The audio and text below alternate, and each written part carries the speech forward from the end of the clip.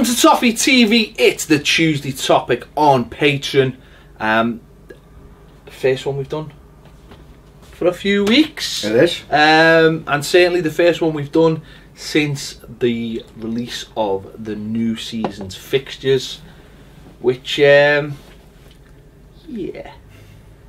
interesting set of fixtures. Obviously not completed yet because the TV have to smash them to bits. Yeah. But you get the general idea. I mean, I wouldn't be booking any flights or boats or trains or buses just quite yet, till they're all confirmed. But some tasty ones in there. And I know everyone says that you have to play everyone twice, but certainly I think the start of the season you'd like to get off to a good start, like we did last season. Last season the fixtures were quite kind to us, and we relished that. We had a new manager.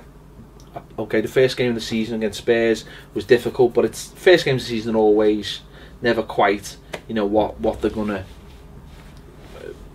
It's almost an extension of pre-season, isn't it? Not everyone's up to speed. Yeah, so I think last season we profited on that, but this season, obviously the fixtures of let me just get them.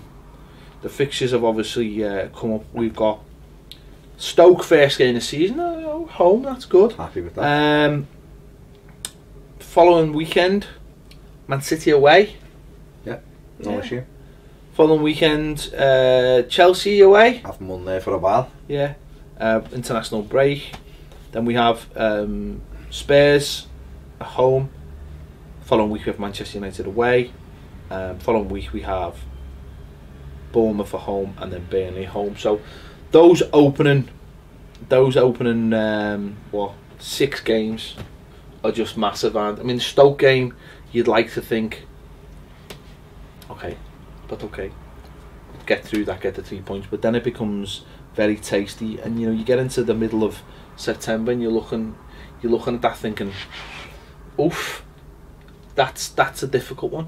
That's a difficult start to the season. It is a difficult start, but I remember a couple of years ago we had, in Martinez's second season, I think we had 7 of the top 8 in the opening 9 games of the season, and I think we come out of it unbeaten, or certainly with just the odd loss. Yeah. So they never quite play out how you'd expect them to.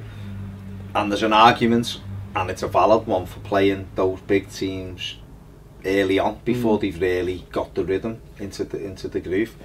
Stoke at home, can't complain about that. Yeah. You know, they're a tough side, but we're at home and it's a team. If we're gonna be where we like to think we're gonna be, that's a game you have to win. And then you go to Manchester City, where we've done all right. You know, we got a draw there last year, albeit quite fortuitously, but we got it.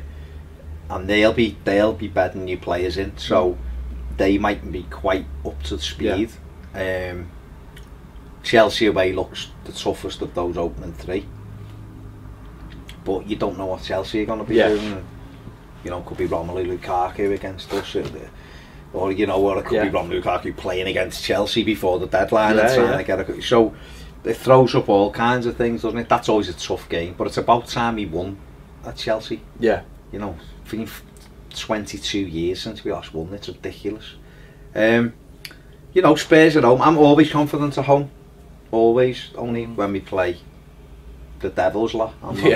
I'm not as confident. Every other game, I'm confident. You know, Manchester United away. Again, you know, we come within 30 seconds of winning there this year. And then we've got Bournemouth and who did you say at home? You know, 2 home games. Burnley. Bournemouth and Burnley, you'd expect 6 points from them. So, you know, of course it looks difficult on paper, but football's not paid on paper. No. I suppose, like you just said, it's about bedding in players. I mean, that could be that's the worry, isn't it? If we've got maybe half a new team, let's just say, it's getting all those players in, isn't it, and getting them bedded in. Last season helped the fact that, you know, we were playing sides that we really should have been beaten, and the team were almost playing on like adrenaline at that point. You know, it wasn't all bedded down. It was the early weeks. We were just getting through. We were, you know, new manager bounce, wasn't it? And trying to assert that. So I mean, the Spurs game was a tough game. They just finished third. They really should have finished second, and they didn't. Blew it. They finished third, so they come to Goodison. We had a new manager. The atmosphere, we took the lead, and we should have. To be honest, we should have put the game to bed. We had chances, you know, and once they equalised, we were hanging on a bit, weren't we? But West Brom away, you know, we give them a goal start and beat them. Same, you know, with Middlesbrough at home, give them a goal start and beat them. Went to Sunderland, so we bounced from one to the next, didn't we? And that was great because we needed it. But this is a different time now, and you know, we're very strong at home. We proved that last season. We're very strong at Goodison, and he's getting the people in that he wants. You can't complain about that. You're the manager. He's getting the people in. Yeah, okay. Of course, we'd have handpicked different games. Yeah, but like you said, right at the very top, we have to play everyone twice. Now, we could come out of that Bournemouth and Burnley game. Who knows, we might have lost one, drawn a couple, won a few, and we could be 5th, 6th or 7th right in there thinking we've just got 4 massive games out of the way for now. You know, we can get momentum while they're playing each other, we can get momentum. But who's to say we're not damaging Tottenham and we're not damaging Man City? You know, and we're nicking the points at Chelsea. And no one, the thing with the Premier League is nobody's unbeatable. Yeah. And that's the thing. Yeah, and there's a lot of top sides, a lot of difficult games. One thing I will bring up about the fixtures as well, it's not just the, you know, who we're playing. It's the actual fixture dates are really interesting as well. You know, you go into December. We play Southampton on the weekend of the 25th, and then we're scheduled to play. That's away. Then we're scheduled to play West Ham on the Wednesday night. Home, and then it's Huddersfield on the Saturday, Liverpool following weekend, Newcastle on the Wednesday, Swansea on the Saturday, Chelsea on the Saturday, West Brom on the Tuesday, which is Boxing Day, then Bournemouth on the 30th, then Man United on the 1st. I mean, that's just ridiculous. That's Bournemouth and then United. And if we are in the Europa League, there'll be a game in there as well. That for me is ridiculous. That is trying to squeeze the whole. I know that's because there's a World Cup coming up, and they're trying to squeeze the whole. So that's probably about 7 games. 1, 2, 3, 4, 5, 6, 7, 8, 9, 10. That's 10 games plus a possibility of a Europa League game in December. No, in the space of basically 5 weeks. 2 games a week. That for me is ridiculous. You know, you're asking players, you're asking teams to be at the play at the highest level, to be at it. You know, that to me it doesn't. It all that helps is the teams with the big squads, and even like the Champions League teams, they'll be playing in the Champions League as well. That to me, that's a nonsense. How are you expected to get the best out of your football teams, out your players, if you're having to play that many games in the space of 5-6 weeks? I just think it's a nonsense. It is, but this has been going on for a while now. There's always a heavy amount of games in December, always. There was last year. We had the debacle at Watford, didn't we? And we had Arsenal at home and Liverpool. That what helped us last year was that the Liverpool game moved to the Monday night, didn't it? You know, and then we had Leicester away and teams like this, you know, Southampton at home, Hull away.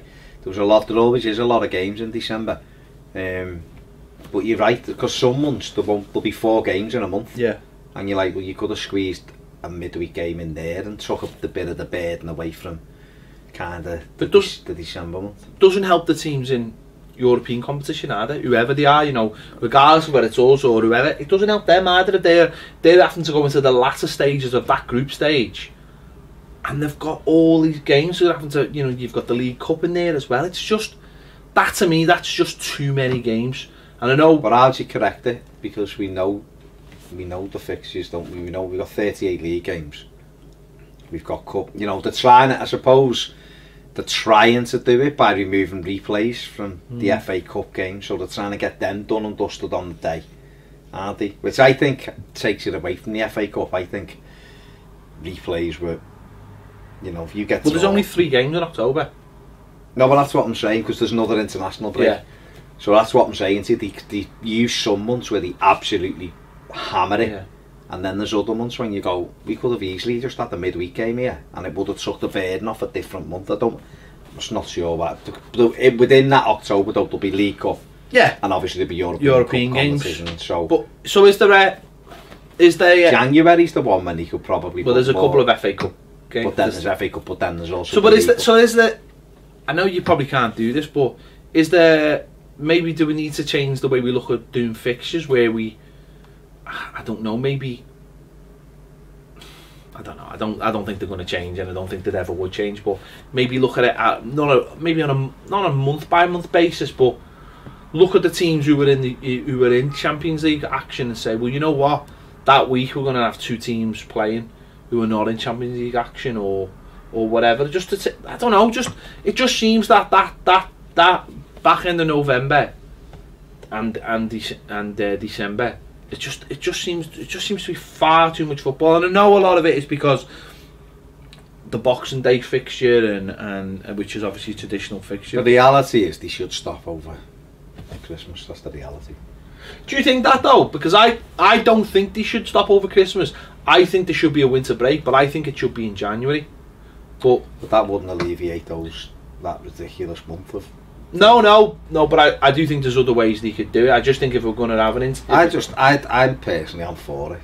I'd be happy for them to play the 23rd or whatever of December, and then pick it back up in January the 3rd or something. Just give them 10 days off to just recharge all the batteries, and then come and give the fans that. I know people say, I love going to the match on Boxing Day, but you know, it is what it is. Well, maybe just play one fixture in then like the Boxing Day game, and that's it until January the 4th or something. Because the whole socio-economic stuff comes in, I think, as well around Christmas. People are under pressure. No, I like the pressure, but you know what I mean. People are buying presents, people nights out, and they're going in and they're going to the football. And kids are getting kits and all that, and I just think you can't keep squeezing, and I think you're doing it with players then as well, and so the quality of the games get worse. Your results, why you get funny results over Christmas, because people aren't quite at it. And I just think maybe if there was just one fixture between, if it was just a Boxing Day game, and then there was no game then till like the 3rd or 4th of January or something. And I know it's hard to do, but that's taking 2 games out of that period, just giving the play, so they almost get to that Boxing Day game and go, right, from tonight for 8 or 9, 10 days we've got no game, we can just relax, and then we've got the FA Cup game. And then I think that'd also reignite the 3rd round of the FA Cup game then, because it's your first game back after a break. But what do we know? We're just fans who go to a match. I also think there's too much of a good thing as well. You get to December and you do get fatigue. You get fatigue. You know, like you just said, it's almost, if you're having to pay, you know, if you're paying game by game, and you've got all those games, and then you're having to pick and choose, and then, you know, you've got fixtures like the derby in there and Chelsea at home, and okay, the away games are not so appealing, let's just say. Oh, Bournemouth away over Christmas. There's Boxing Day, Bournemouth. No, West Brom is Boxing Day, and Bournemouth is the 30th, and that's before we know if there's any movement. And then at the moment, Man United is scheduled to be the 1st. You just like, please, you know what I mean? It's just, it is like, I know it's probably sounding like a bit old fuddy-duddy here, but you're right about the Christmas thing, because Christmas in this country is being squeezed into this, like, literally 2 days off now, and you're trying to do all these things, and then it's like, could do without the match today, almost like, you know, where it used to be like, I can't wait till Boxing Day. It's like, but it's a family time as well, isn't it? It's family, and also seeing friends who you've not, you know, it's the only real time in the year where people do kind of get to get. Of course, you'll have functions to go to, and people will have barbecues, and you'll see. But that's like a lovely period around that time where you do, you know, you might go and see people or whatever. And I just think the games sometimes you're throwing it in for the, not for the sake of it, because it's a fixture list that's always been there. But I just think there is ways that they can give the players, just players themselves, just give them a break. I mean, look at the likes of, excuse me, look at the likes of Mason Holgate. He played in the 20 team, he played in the Everton first team, got to the summer. He's in Poland playing in an under-21 tournament at the moment. That finishes the 20-something of June, like next week. So it's like, and then Everton start pre-season training on the 3rd. Now I know he's not going to be back on the 3rd, but he'll be given 2 weeks off. 2 weeks. So he'll go on holiday abroad, whatever, come back and be back into pre-season training. Now it's great because he'll go. Well, he won't have really lost his fitness because he's been keeping it up. But come September, October, because he'll be involved in the Europa League qualifying, and come that time, he's going to be knackered. And you're going to have that burn-out. But the funny thing is, at the end of the season, it does, like, it is just, I know some teams will be involved in the FA Cup, and that's where we hope to be, and obviously in the European competitions. But the actual, you know, if you look from February onwards, I'm just looking now. There are only weekend games. There's no midweek games at all. And I know that's probably like, well, it's the World Cup coming on, and we want to give everyone the best chance. And I think the season finishes on. I know, but the season finishes on the 13th, which obviously will be in Stone. So the 13th against West Ham will be in Stone. In May, of May. Of May, yeah. So you're looking at that and thinking, well, there's the back half of the season there where you could, you know what I mean? It's like that whole period of the season in December could just disturb your whole season. Yeah. You know what I mean? You know, injuries, or you drop points against teams you'd expect to get a result against. But also you're battering players that might not that's what I'm saying. recover from that. You might pick up injuries that they might not have picked up otherwise, and it's just, you know, I just think that Christmas period. So your squad's got to play a key part in that. Yeah. And it will be a case of you're gonna have to rotate. You're gonna have to use younger players maybe for certain games, and that's not ideal always. If you've got to make those changes, and people are looking and go, come on, the footballers, and they're on a hell of a lot of money. They are, and we still get tired, but they will get tired. Us as fans, we see, like, if we had, like, you know, I don't know, but we're going to Bournemouth, West Brom and Bournemouth, so you'd look and go, tricky games, but you know, we want to be challenging in that top end. They're 2 away games we can win, and then the players turn up and they're not at it because they're knackered. Yeah. And if we draw or we lose, and you go, just blown 3 points that might have been different had there been a bigger break in between. Well, the end of everyone's got the same. Yeah. But I just think, it's not just about when you play teams. I just think that middle part of the season is just ridiculous. Yeah. The end of the season isn't too bad. April, we've got the Merseyside derby home, and Swansea away, Newcastle at home, Huddersfield away, Southampton home, and then West Ham away. So it's not a bad end to the season. If for what the beginning is, the end is not too bad. You know, so that's not a thing. It's just, you just wonder how much, because we spoke about this before, and how what we've struggled with in the past, I think, in that when we've been in the Europa League, is when we've got to that sort of the first stage that we have to enter the League Cup, is we've always struggled in that, because we've been looking too much at the Europa. We haven't been able to split our squad because we haven't had a good enough squad. So it'll be interesting to see how that happens this season. I mean, the games in September, as we said, are Spurs, United, Bournemouth and Burnley. Then October, it's Brighton, Arsenal and Leicester. So you just hope that maybe there's a couple of games in there when the League Cup, when we have to go in the League Cup and stuff, that you might be able to say, well, I can put a decent team in that, I can put a decent team, rather than saying I have to throw all my eggs in one basket, which I think in the past is what we've done, and we've come a cropper in the League Cup. We've generally sacrificed the League Cup when we've been in the Europa League. Again, not a final third for me though in them games. Final third, better centre forwards, win your games. More centre forwards. Yeah, not better. I don't mean Rom isn't good enough, Yeah. but he didn't play against Norwich last time. He got beat 2-0. So that's what I'm saying. If we've got more options, that you get through those games. That's why you'd look at Arsenal or someone, or even Liverpool last year. They played some young teams early on, but the centre forwards were like Sturridge and Origi and Firmino, and the top end affected the game. Arsenal done it with Giroud. He might have flipped Giroud and put Walcott in, or Perez was in there. Everton have generally got one centre forward, and so we play him. And if he's tired or it doesn't happen, we haven't got any other options really. We don't play him. We've got no options. Yeah. So that to me is why, if you're going to have a big squad and carry your squad forward and try and be successful and grow, you've got to be talented in that final third, so that you can go. We've got Watford at home Wednesday night in the League Cup, and we go to Newcastle on Saturday, for argument's sake. I want to play these two strikers here against Watford at home. On Saturday he's playing up front on his own, so he's sitting on the bench here, and we'll mix and match. But that has to be quality, where there can't be, well, this lad's alright, but he's going to start in the League Cup game, and then everyone's just don't perform, because we're going to have to do that with the Europa League, you know, Thursday to Sunday and stuff. So that's why, again, the recruitment is crucial, and it's crucial for me to be certainly the top end of the pitch. Yeah, so there you go. Let us know your thoughts on the fixtures. Obviously it's a very difficult start, but also on how they're laid out. Would you like to see, you know, something slightly different? A winter break, would you like to see that introduced? Now would that affect those other fixtures?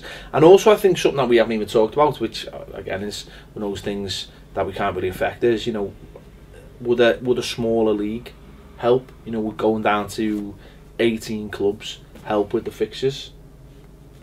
Well, of course it will, because exactly. it's games, but I wouldn't want it to. But that's it, and that's what I'm asking. Because we used to have 22 teams in, and that was fine. 65 games, and they won stuff.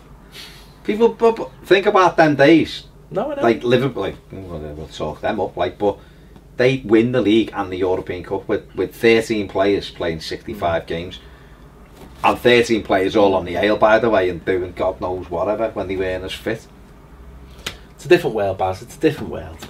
That's all I'm going to say. They've all caught up. Can't do that anymore. So, there you go. Right, thanks for watching Toffee TV. We'll see you later.